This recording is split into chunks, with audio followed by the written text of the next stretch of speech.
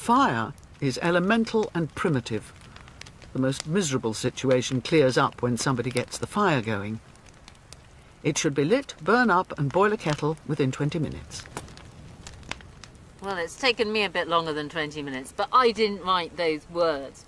They come from Food in England, published in 1954 by Dorothy Hartley. And I use this book the whole time in my work as a historian and a curator. It's just brilliant. It's packed full of the most extraordinary, intriguing, fascinating little things you didn't know about history. Food in England was the product of more than 30 years of research. Its 600 pages are fabulously well written. They describe how food and kitchen utensils and cooking techniques were central to the lives of every single person in Britain, rich and poor. And the book's also full of Dorothy's own lively illustrations. I've been a big fan of Dorothy Hartley's best-known book for a long time, but I have to admit I don't know much about the woman herself. In this programme, I'm hoping to find out who this elusive and eccentric author really was, and what she achieved in her life. To do this, I'm going to meet some of her many and fervent admirers. Look at all the detail. It's just so remarkable.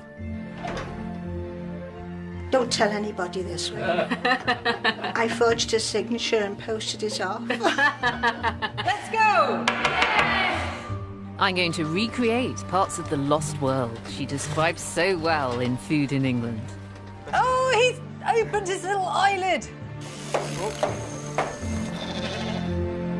I haven't finished. Come back.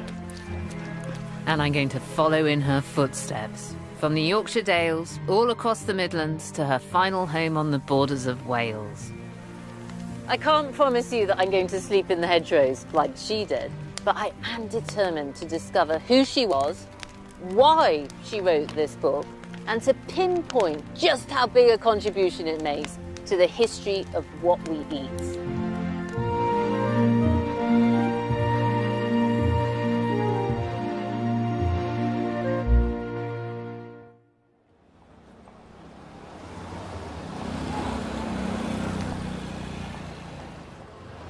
Food in England is a treasure trove. It's a reference book, but also a thoroughly good read. It ranges from Saxon cooking to the Industrial Revolution, with chapters on everything from seaweed to salt. But to me, it's not a conventional history book. It hasn't got proper references to source material or footnotes, and historians like me worry about things like that. Does this really matter, though, when the heat's on in the kitchen? I'd like to know what cooks think about Dorothy Hartley. To find out, I've come to ask the award-winning chef and food writer, Roly Lee. I'm interested in Food in England because of what it tells us about the history of food, but what interests you in it as a chef? I love her concentration on what the food means. Not in terms of mythology, but in its place in the culture. And when she talks about mutton, for example, she talks about half a dozen different types of mutton, when they're at their best, where they come from, what they feed on, what gives them a different flavour. And the cooking element is just how to exploit that. What sort of impression has Dorothy Hartley made on you and your cooking? I think she's reinforced really my ideas about food. You know, I bang on about seasonality and context. I want to eat asparagus in May, for example, not because that's the best asparagus, although it is, not just because it's English and not French, although it is. I want to eat it then because that's when it feels right as part of that rhythm. It's spring, it's a shoot. And it comes after the deprivations of Lent and everything else. It's that celebration. And if you have asparagus at Christmas, you've just lost that. And that's, you know, that's an integral part of her thinking, I think. Roly is demonstrating that very principle. He's cooking two dishes that Dorothy reckons are perfect in spring: red mullet and roast duck with fresh peas. Whoa, it's pretty hot. Quite warm. What I like is, although this is a hugely high-tech thing, actually, Dorothy shows a picture of meat being Absolutely. roasted in exactly the same way, with a vertical wall of This is what of roasting flame. means. When people put something in an oven, you know, it's a sort of baking with steam. This is proper old-fashioned roasting where it's only cooking in its own fat. You just get the flavour of the meat itself on an open fire. The duck will take another hour, but the mullet's ready. Wrapped in paper with butter and seasoning and baked whole for just 30 minutes. Dead simple. Do you want to give it a go? Yes, please.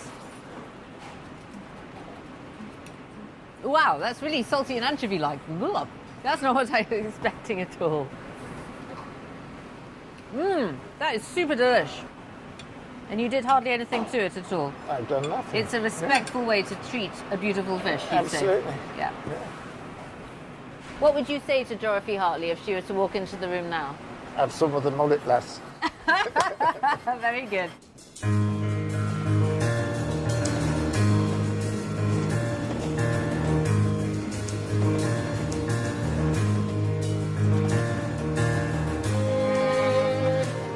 Please consider this book as an old-fashioned kitchen.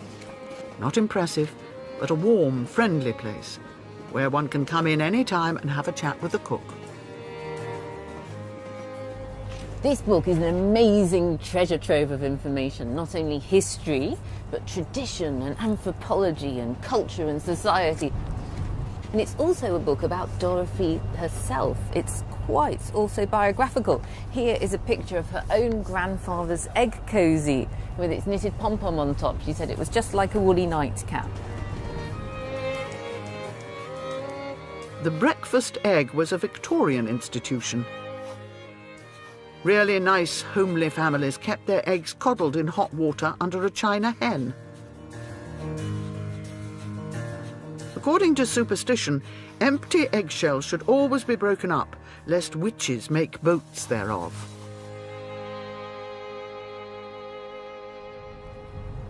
The first chapter is her memory of all the different kitchens that she's used throughout her lifetime.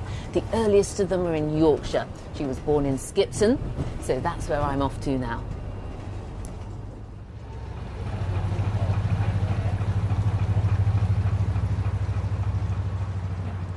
Skipton is a busy market town at the southern end of the Yorkshire Dales.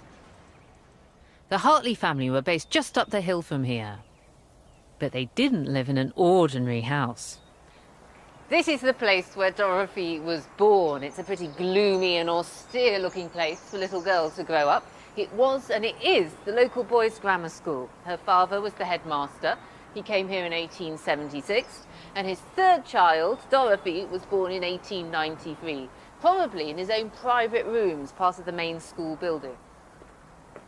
Today, some of the boys are going to have a go at recipes Dorothy would have eaten here at the school in the 1890s. And at lunchtime, the rest of the pupils are going to try what they've made. To be honest, I'm not sure how well it's going to go down. What are you going to be making? We're making stargazy pie. Now, what is that? People won't know what it is. Well, it's basically herring pie, but you've got the herring heads sticking out the sides. The heads are sticking out. Do you think this is going to go down well in the canteen? No. Go! All these recipes come from food in England. I think it'll taste better than it looks. I think you're right. The desserts are oatmeal pudding, and that's semolina. That's mutton broth made with sheep's bones, a staple here in Dorothy's day. And this is the dough for Yorkshire tea cakes. And finally, stargazy pie. Why do you leave the heads on then? Because if we cut them off and cook them, we'll lose all the oil. Okay. Yeah. That's what it's going to look like.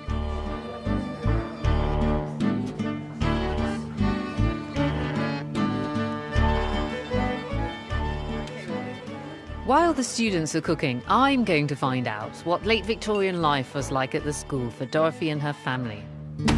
So this room that we're in, now it's the library, it used to be the big school, it's called, in 1896. What went on in here? Is it a big classroom? Yes, it's really the main teaching room. How many boys are we talking about here? You're talking about 80 boys overall, of whom about 20, never more than 30 in this period would have been boarders. So here is Dr. Hartley, the headmaster, Mrs. Hartley, the Hartley kids, and that's little Dorothy there. What sort of a man was he? He looks very respectable here in his mortarboard. Yes, you have to remember that the headmaster of the grammar school had a real status. It was a minor squirearchy, and so there was that sort of distance and respect in a way. I have to say Dorothy in all of these pictures looks a little bit grumpy. Yes, yes. Would you like to share your childhood home with 80 boys? I'm not sure I would. I don't think so. I don't think so. And Dorothy's mother, Mrs. Hartley, she was involved in the running of the school, wasn't she? She was, I think, pretty well the sole runner of the school. There's nobody but a matron, which they can't always afford, plus a sort of a job man, you see. So Mrs. Hartley, she's essentially the head of catering. I think she's probably the only caterer, really, most of the time. Oh, golly. From the finances, I can't see how it could have been run in any other way without her doing almost all the work herself. Producing food for 80 boys.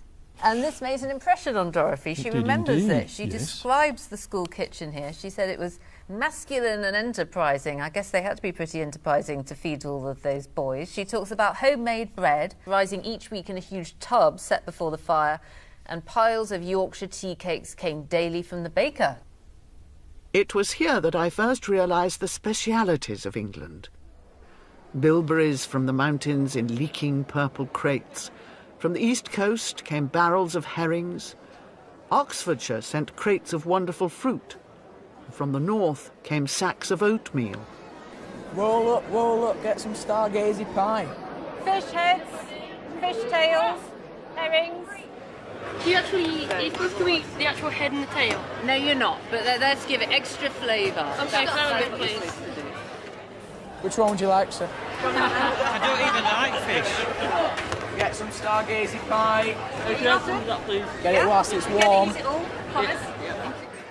They'll eat anything you put out for them. They like to come to school and have a bacon sandwich, and then at break time they come out with big slices of pizza, and then they come and have big bowls of pasta and homemade cake, and then they go home and eat again. Imagine Mrs. Hartley then, the headmaster's wife, catering for 80 growing boys. How did she do it? Don't know. She must have worked from 5 in the morning till 10 at night. Nice. Yeah, it's nice.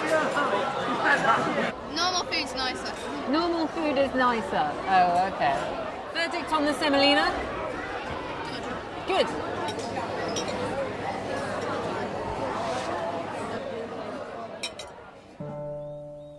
The Hartleys ate pretty well at the school. Not so people in the poorer farming communities nearby.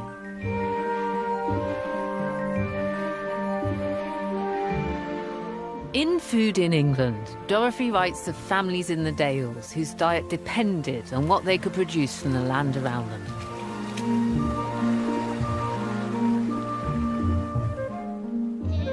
If you came here 100 years ago, you would have seen a different sort of farming. It would have been more of a mixed farming. There would have been sheep, there would have been cattle, but there would have also been crops, particularly oats, and a variety of barley that does well at this altitude called big. You're about 800 feet above sea level here. Wheat is just not going to succeed. Most villages were surrounded with oat fields. It's kind of got more boring in a way, hasn't it? Well, had to be self-sufficient. Yeah. Of course, we aren't any longer. No. And that's really what this sort of food was about, really. Self-sufficiency. Yeah. Northern grit. Survival. Dorothy visited the Dales regularly as a child. Later, she described how oats were the basic ingredient of meals up here. Oatcake and porridge were the two staples of this region, and every farmhouse, every village, every area developed their own ways of making various oatcakes. They often went by their Norse name. They were sometimes called havakak or havacake. Does it not mean have a cake? Help yourself. Now, the word hafa or hava is a Norse word meaning oats. So haversack is a bag for putting your oats in. So it is. I've already made some batter. Batter. What's in the batter? It's a mixture of very, very fine sifted oatmeal, milk, water, a little bit of salt, and some yeast. Easy peasy then. Yeah. If you bring the bowl over and get as close as you can without burning yourself, okay, I'm going to ladle that onto the girdle, like that, and then I get the scraper and I go like that with it. There you go. We just let that cook. This is really food that has absolutely vanished and disappeared. You dip it in your soup for your evening meal. You'd wrap up cheese in it. It's very nice. It's really, really good stuff. Well worth reviving, I think. Don't burn yourself. Thank you. Yeah, that's it. Yeah, just use your fingers. That's it. Perfect. Okay, shall I hang that up for you? I can do it. Brilliant. What do you actually think of Dorothy Hartley? Where does she fit into the history of food for you? Dorothy is part of a group of people who started to actively try to investigate disappearing customs. People like Cecil Sharp, who was collecting folk songs and folk dances in the early 20th century. There was also a contemporary of Dorothy Hartley called Florence White, who was a founding member of the English Folk Cookery Association. And I think all of them realised they were living at a time when rural customs were vanishing rapidly. And I think the whole point of their activities was to try and record these things before they entirely disappeared. That's what's really valuable, her work as an oral historian. Yeah, that's the richest part of the book, is where she actually talks to a ploughman or a shepherd. It's when you hear the voice of the lady who's describing how she scrapes the bristles off her pig after she's killed it with a candlestick, you know. It's that kind of thing that's so marvellous about it. That is the best bit of the book. That's the world we have lost. Yeah. In old-fashioned country houses, no housemaid's box was complete without a couple of goose pinions. Those strong, firm plumes which were so excellent for dusting ledges. A stiff-trimmed goose pinion is also kept by the lady's maid for taking the dust from velvet.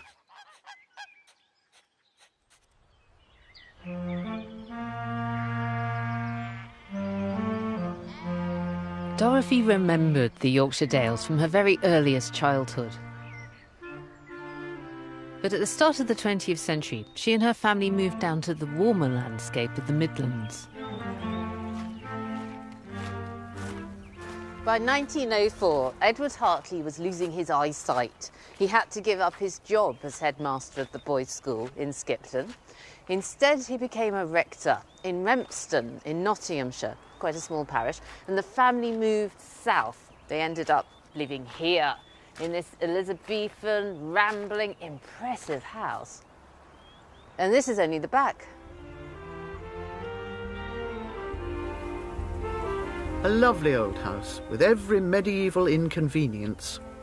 The nearest shop was 5 miles away and we had no car. A butcher called once a week, a grocer once a fortnight.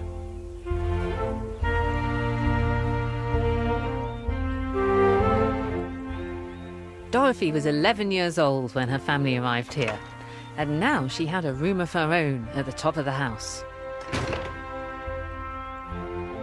It was a double turn of wooden stairs and a low door into a little room, and a second door up wooden steps to a further attic.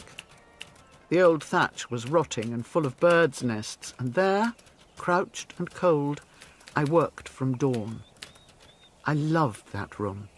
It was my citadel against all the hard work of long days, and in it I wrote my first book and got my master's art degree. So this is the very place that Dorothy would work, between dawn and the time she had to leave to go to art school. And she used to feed the starlings out of the window here.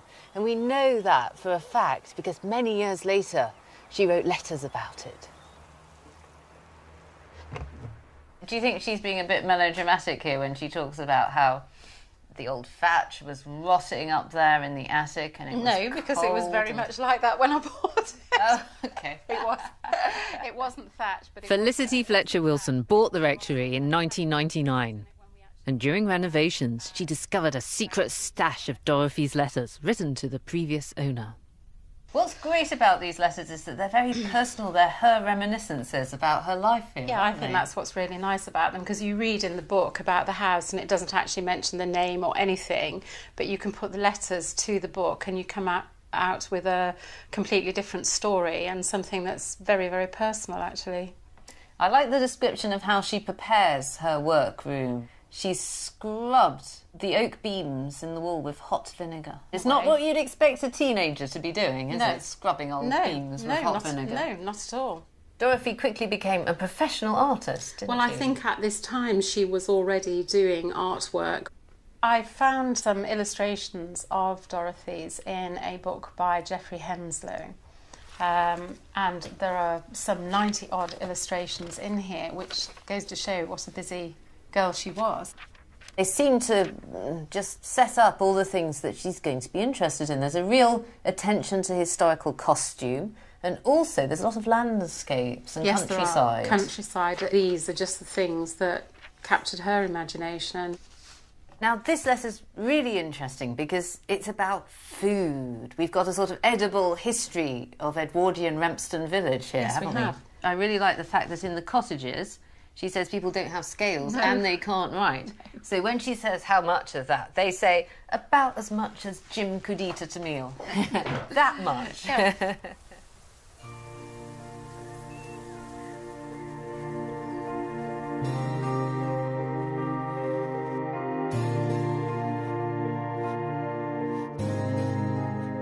After the bleak north, everything in the Midlands seemed warm, rich and ripe. The mutton was fat, the cakes full of eggs, and in September we made wonderful wines and jams and rich preserves.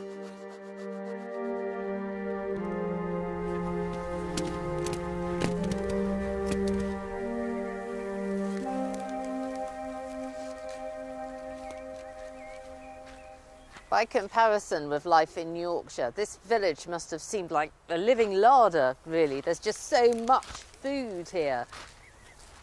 And so much of it. Just behind there were the pigsties. That's where Dorothy's pigs lived. And they must have eaten these pears off this tree above me.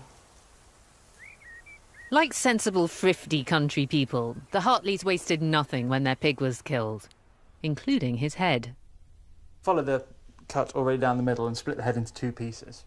I'm helping pig keeper Tom Beebe to make a kind of pâté called brawn in Dorothy's kitchen and using her own recipe. That might be better. Ooh! Did you feel that against the bone? I shouldn't have thought about cutting someone's leg off.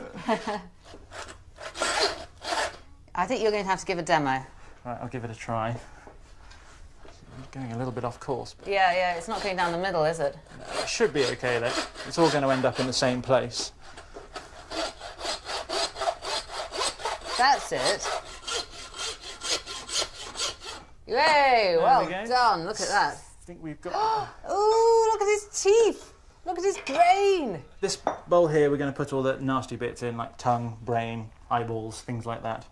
We've got to get the eye out next. The best way to do that is if you feel around, you can sort of feel an eye cavity around the bone, like there. And the best he's opened his little eyelid. Put the knife in and follow the bone all the way around and try and cut underneath the eyeball, so you take everything, the eyelid and everything out from underneath. Oh my goodness, that is so frightening and horrible. There we are, very good. Oh, this is a curious mixture of disgusting and wonderful. This seems like a really horrible, alien, strange experience. But I suppose that as modern people, we're the odd ones out, really. We're the ones who aren't familiar. Ooh, there's his eye with this. But for centuries, people would have just been used to doing this every autumn. Oh, they would have been, yeah. I think we've become quite detached in recent years from how our food is prepared, made, and actually where it comes from. Killing the pig in the autumn, everybody did it. Yes, a pig in a day, everyone would club together and they'd have a pig processed in a day. They do all the brawn, they do all the butchery, make sausages, cure bacon. Everyone would club together and get it done really quite quickly.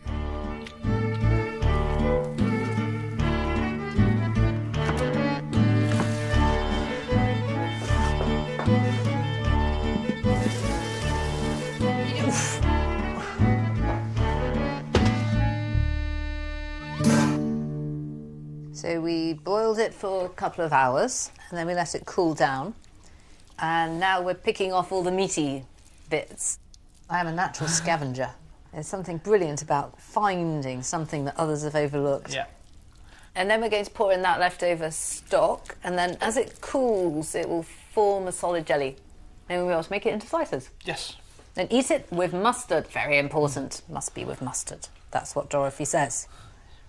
So I'm pouring in the stock. How long do we have to leave it? I'd want to leave it in a cool place overnight for it to set firmly, and then it'd be something nice to have for lunch tomorrow. It has set into a proper glistening jelly, hasn't it? It has, yes. For you? Now, I'm really torn. I'm actually quite hungry. It smells nice. That's all good. It appears. But what's flashing into my mind is cutting out the pig's eye with the knife. Really? Yeah. I think the best thing to do is give it a try and see what it ends up like. That's not bad. The mustard certainly helped.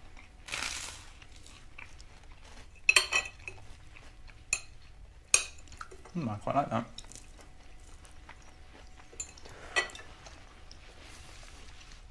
I've overdone the English mustard. You're wolfing it down here. That's quite nice. I'm quite enjoying it. I'm sorry, I don't like it. That's all right. I'm sorry to say, I think it's really disgusting. I've done my best to try and like it. Why doesn't anybody eat brawn these days? There are reasons. It tastes awful.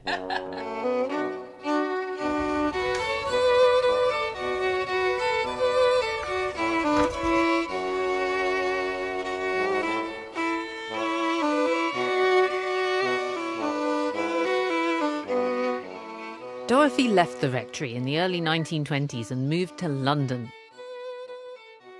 The capital gave her room to develop her talents as an artist and writer.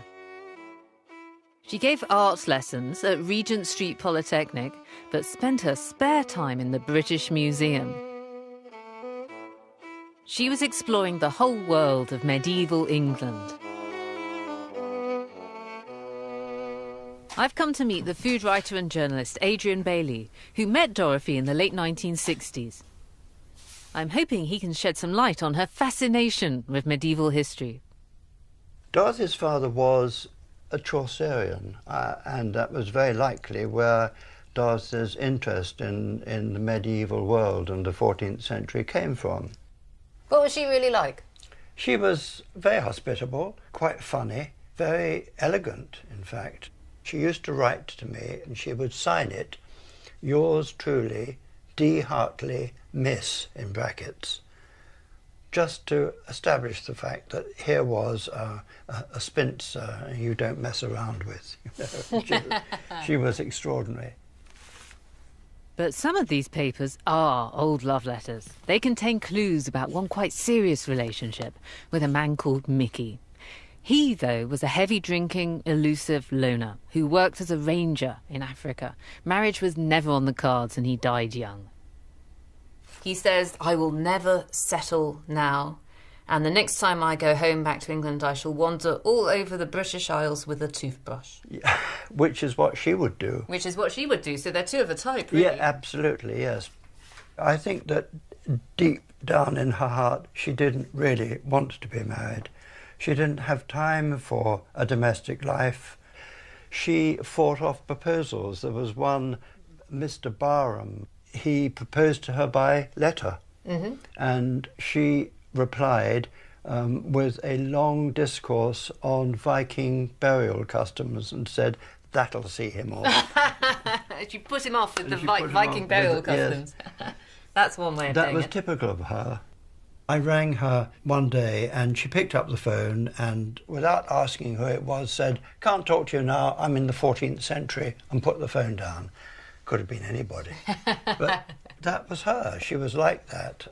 Somebody that had a great love for what she did, and she wanted to convey that to her readers, and greatly succeeded, because here we have Food in England. What's your opinion of the importance of this book?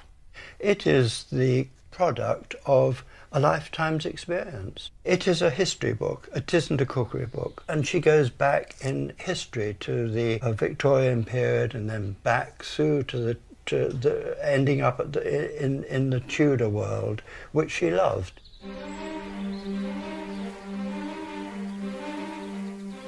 Dorothy's engagement with history bore fruit in 1925 when she published her first book, Life and Work of the Peoples of England.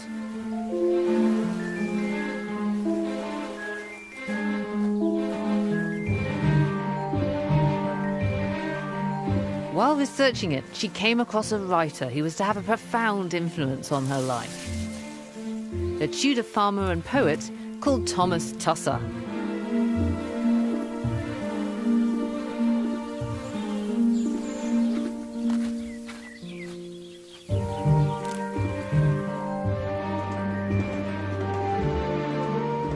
Thomas Tusser keeps cropping up in Food in England. Dorothy was clearly very interested in him.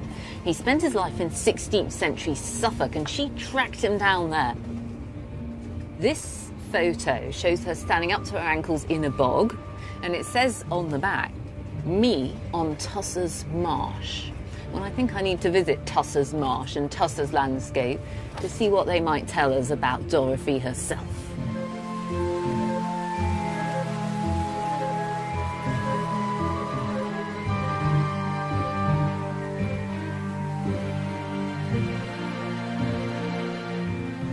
This is the spot, in what's known today as Constable Country, where Thomas Tusser's house once stood.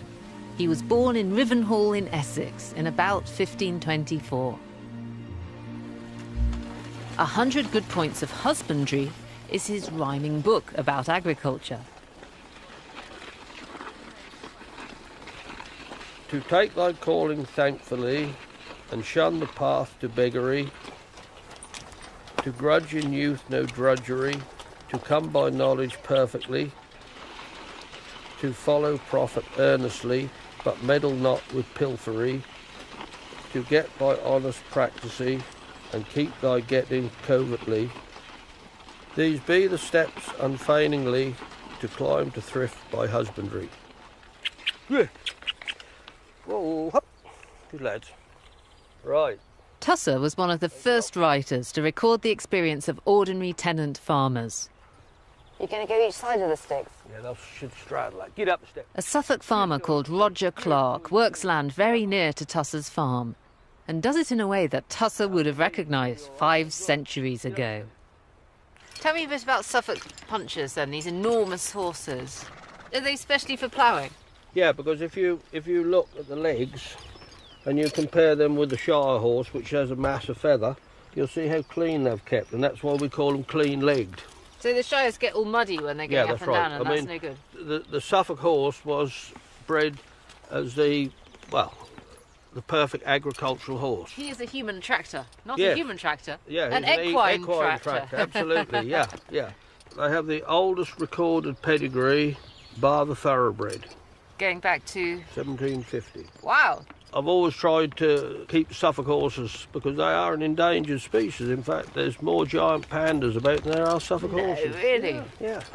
But not only, I think it's important to maintain the horse as a breed, but to maintain the skills that went with it. I can see that this is an important. art. Yes, yeah, and it would be tragic if all these things, like ploughing, like harness making, and all things like that, were finished. Thomas Tusser was ploughing with oxen. How do you think that would have worked? Well, as I can see it, you had the oxen, but you also had a boy with you with a sharp stick to poke them along. Poke them along. With these, you don't need that. Tusser tells us, look well to thy horses in the stable thou must, let not your hay be foisty, or your chaff full of dust, nor stone in their provender, or feathers or clots, nor feed with green peas and for the breeding of bots. So, don't let the hay be foisty. Which was He mouldy. He doesn't eat foisty No, hay, obviously. certainly doesn't. No stones in the food. No, And the horses, no dust. No dust. No. What are bots? Bots as the larva of a gadfly. Ah. And they attach themselves Yeah. to the stomach and then they come out through the skin. I mean, today we worm horses in November because that get rid of the bot larvae. Now, I'm worried about Jester getting cold. That's it. Do we need Have to another warm round up, off? do a bit more? Yeah, well right, done. okay.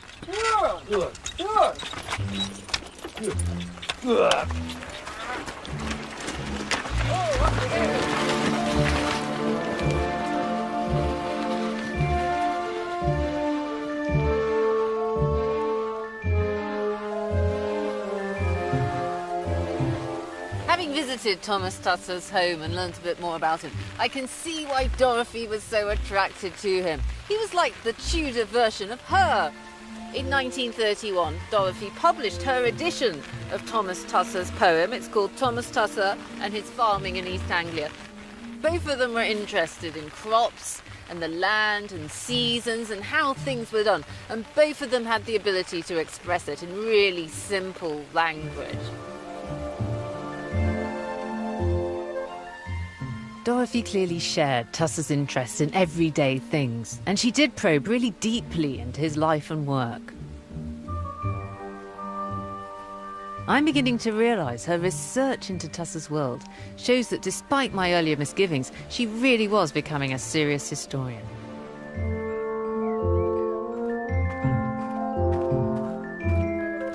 In the 1930s, she travelled the country, documenting and illustrating rural ways of life in 3 books and a regular column for the Daily Sketch newspaper. I've come to visit someone who's spent many years researching this period of Dorothy's life. The potter and artist Mary Wandrush. And she's making me lunch. We're not cooking it because it's already been smoked, and that is, in a sense, cooking it. How do I get it out? Like this? No, you don't. No, there's a trick. The trick is this. Oh, look at that. It lifts up. Mary's warmed up some Arbroath smokies, smoked haddock from northeast Scotland, which Dorothy describes in one of her Daily Sketch articles. So there's our lovely smoky, and I'll tell you what it's supposed to be like. It's supposed to be a gold-bronzed fish, smoke-dried, redolent with the savour of the peat. And mind the bones. Mind the bones. That's really good. You certainly need the butter with it. Very delicious. What do you think? Very nice. It's delicious, but I don't think we should be eating it in your lovely warm kitchen. We should be in a smoke-filled cottage in the middle of a peat bog in Scotland. I can see you're a romantic, Lucy. Yes. Because you're an artist, what do you see in her as a fellow artist? Well, really, I see her more as an illustrator than as an artist. And her drawings are so wonderfully accurate. So what really fascinates me is the way she makes it absolutely clear what everyone or everything is doing, how it's made, the detail. And despite from being so accurate, they're not boring at all. They're all lively. Her observation is acute. Look at all the detail, the tool you're using and the plaiting, and it's just so remarkable. What do you think is the most important thing of all about Dorothy Hartley? Well, it's the breadth of her interests. She was really a very adventurous woman and very hard-working.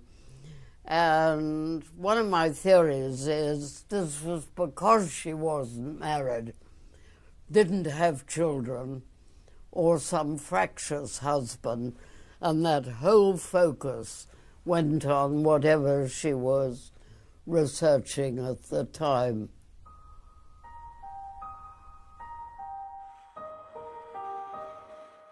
By the time coal cooking came into fairly general usage, the fireplace had moved from the middle of the room to the side wall. Chimneys had been built climbing up the older houses like hollow caterpillars clinging to a leaf. Tell me a bit about your amazing cottage. How long have you been living here? Well, I bought the house in 1955. My husband, I was going to say buggered off. You can't say bugger, I believe. Never. I think you can. I think if you want to. Yes. And so I was left with 2 children. My 3rd child was born here. But I'd never lived in the country, so I had to learn about how to do it. And it was reading Hartley that I began to get some idea about cooking on the fire and so on. So the chapter in here about fuels and fireplaces, for you that was like an instruction manual to your cottage? Absolutely, it really was, yes.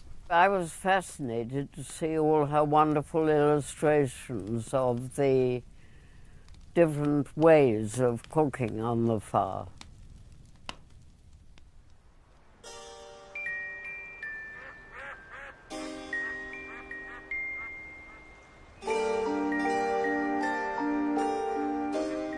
Dorothy devoted no less than 30 pages to fuels and fireplaces in Food in England.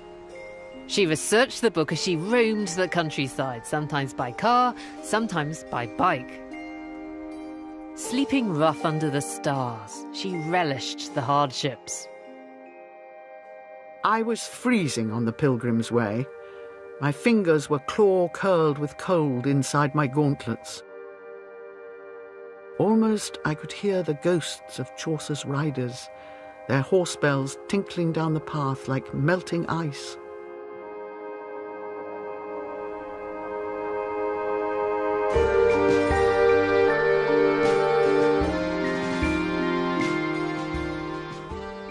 Throughout her travels, Dorothy made connections between the past and the present. When she saw canal workers, or bargees, cooking a one-pot meal on their barges, she recognised how closely it was related to the medieval cauldron. And sure enough, there it is in the chapter on fuels and fireplaces. The food writer Rose Prince is going to cook the bargeman's dinner just as Dorothy described.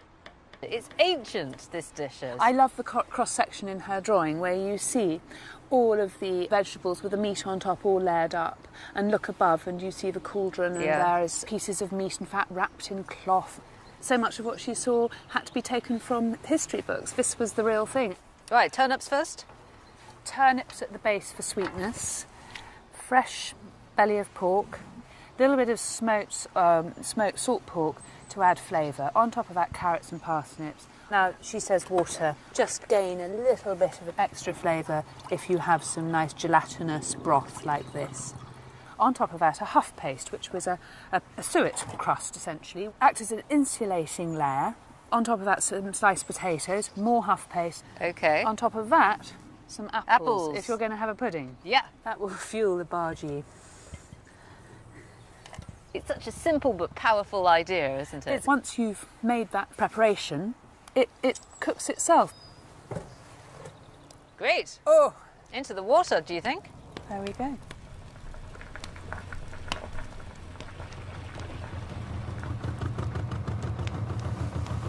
The brilliant idea here is that the one pot will cook the main meal and the pudding and anything else you want slowly in the boiling water.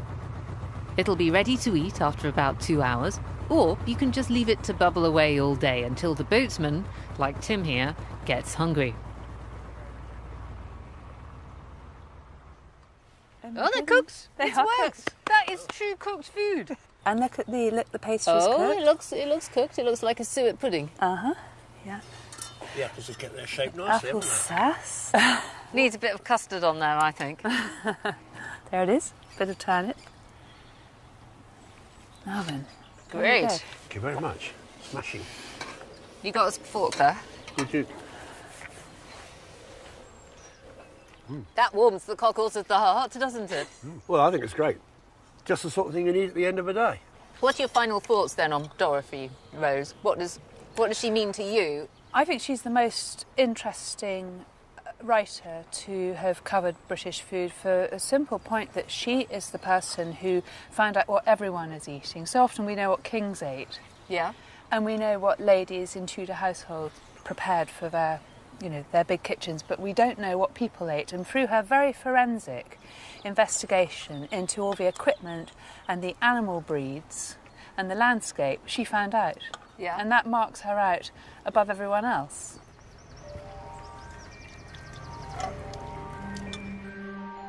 I agree with Rose. It's Dorothy's interest in ordinary people that's really extraordinary. And I'm beginning to appreciate that she was a chronicler of her own times. Food in England isn't just a history book.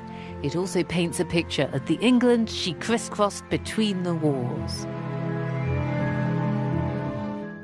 In her newspaper articles and photographs, her fascination with the way people lived and worked on the land is plain to see.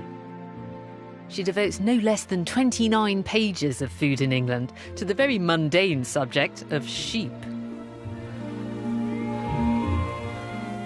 An old shepherd and myself spent one summer mapping the moorland. It was a curious piece of work and very enlightening as to the mentality of mutton. Dorothy writes really romantically and evocatively about farming life, but she also includes lots of utilitarian information too, like absolutely everything you can do with absolutely every single part of a cow or a sheep. She brings to life the annual spectacle of the sheep shearing. This is Manor Farm, a hill farm right up above Wharfdale, and it's a good day to be here because it's shearing day.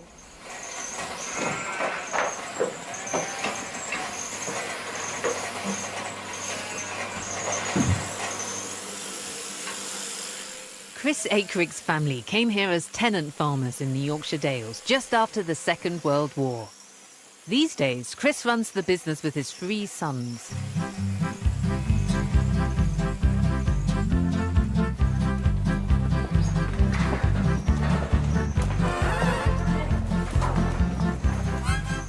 My turn now. First, we're just going to practice cuddling a sheep. Just grip it well. That's it. I've got them. That's it. Excellent.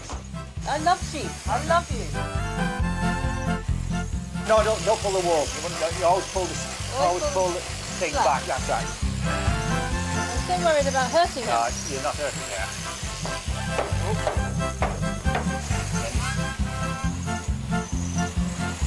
That's it.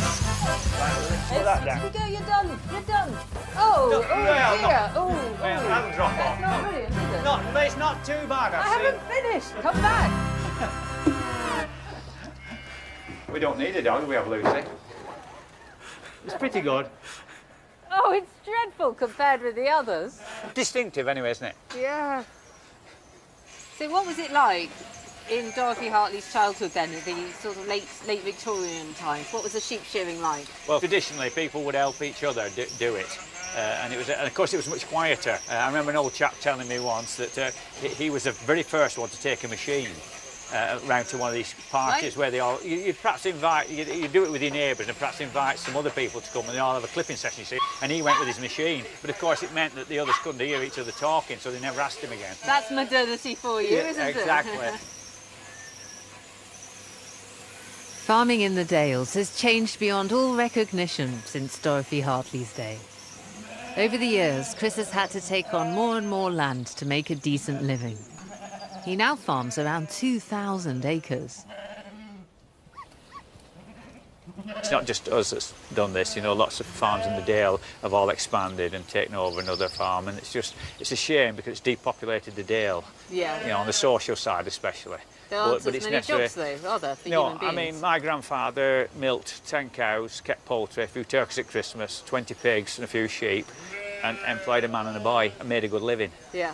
But I mean that would be a sort of part-time job today. Right. Yeah. So that's the difference. You just need so much to make a living nowadays. At sheep shearings, baskets of beef sandwiches were carried around, each with a mustard pot tied to the handle. No one eats mutton at a sheep shearing. Right, I'm having mustard. I'm going to have onions, I think. Go on then. Dear Emily.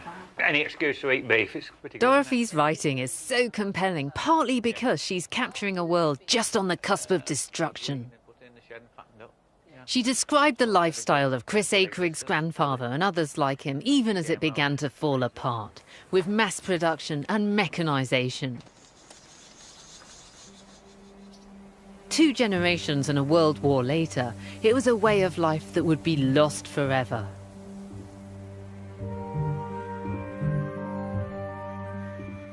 Bracken used to be cut for bedding for farm animals, for covering in root crops, and for weaving into shelters and hurdles.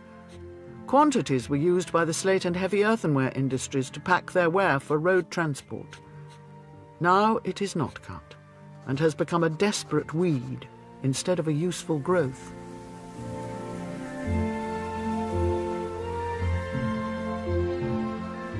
Most of the research for food in England was done during her wandering years. But after 1945, Dorothy settled down here, in North Wales, and this is where my journey ends. She lived in the village of Ron, in a house she'd inherited from her mother overlooking the Llangollen Canal. It was here that 30 years of painstaking observation came together in her magnum opus, the book that's her greatest achievement. Food in England was published in 1954. Reviewers loved it. Harold Nicholson, writing in the Times, said, "Miss Dorothy Hartley's Food in England will become a classic." He was right. Food in England has never been out of print.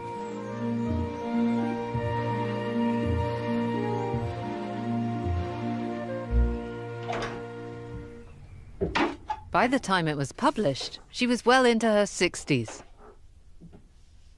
I've come to her house to meet 4 people who remember Dorothy from these last years of her life, including Malcolm Wiles, whose father Teddy helped her to move in. Wiles she used to call my dad, didn't she? I want you to go to so-and-so. You know, not can you? I want you to go.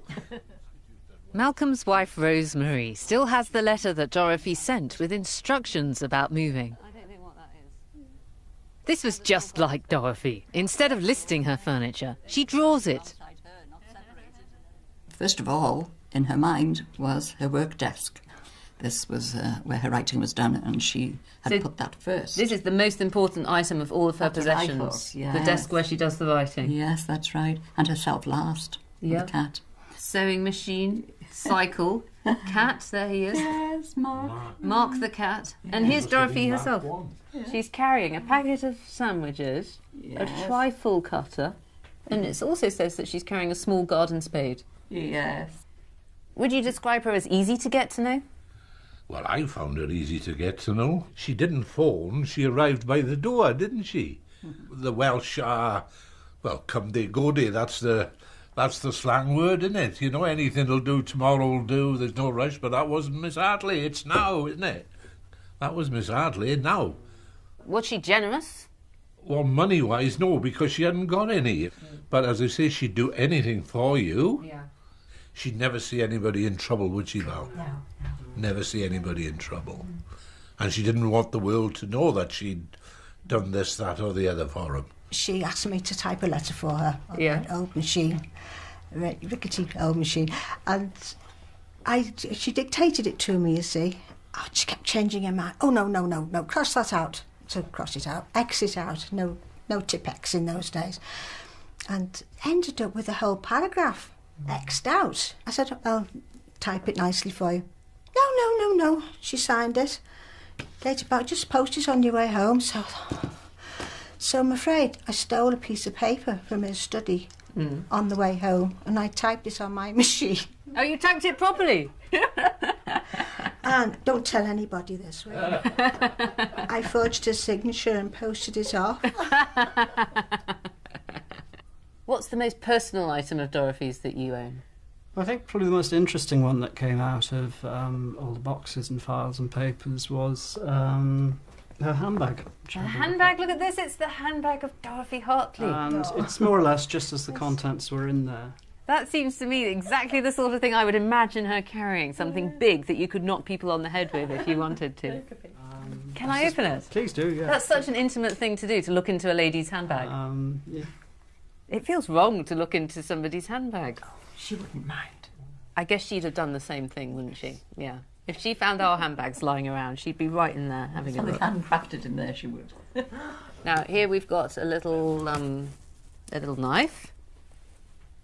Little horn pen knife. Oh, look, this is so characteristic. It's her ticket to the reading room at the British Museum. Yes.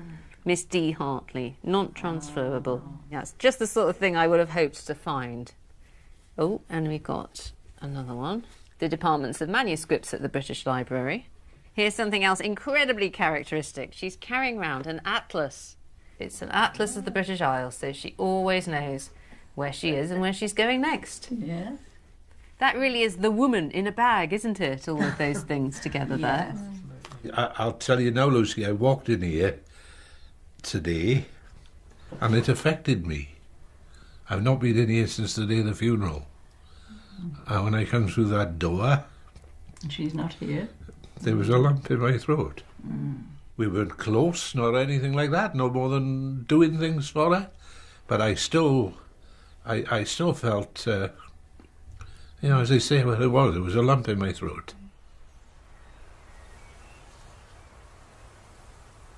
Having followed Dorothy's journey to its very end, I'm surprised and impressed to find a respectable schoolmaster's daughter following such an unconventional course through life.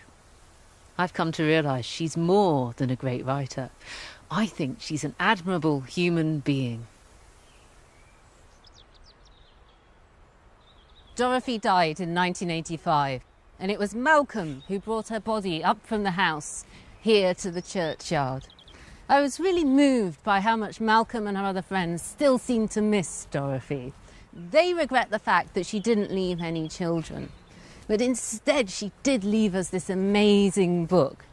And as I followed her up and down the country, from Yorkshire to Leicestershire to Suffolk to Wales, I've really come to appreciate just how magnificently eccentric she really was. She devoted her whole life to this mad quest to capture a lost world. And thank goodness she did. The world needs these crazy, passionate people like Dorothy.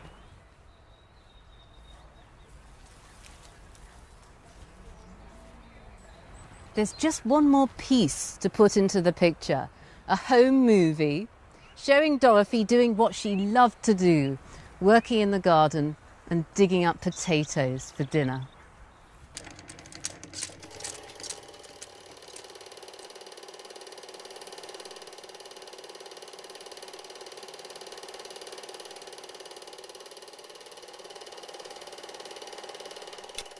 If everything I possess vanished suddenly, I'd be sorry. But I value things unpossessed. The wind and trees and sky and kind thoughts much more.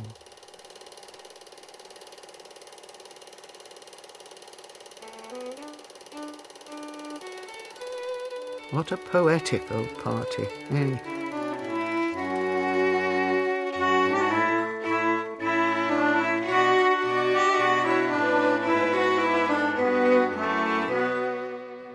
And our glorious food season continues as Clarissa Dickson Wright tucks into 3 square meals in a brand new series, getting to grips with the full English in Breakfast, tomorrow at 9. Next, though, we have it cold, toasted, wrapped around meat and covered in fat. Time shift charts our loafer fare with bread.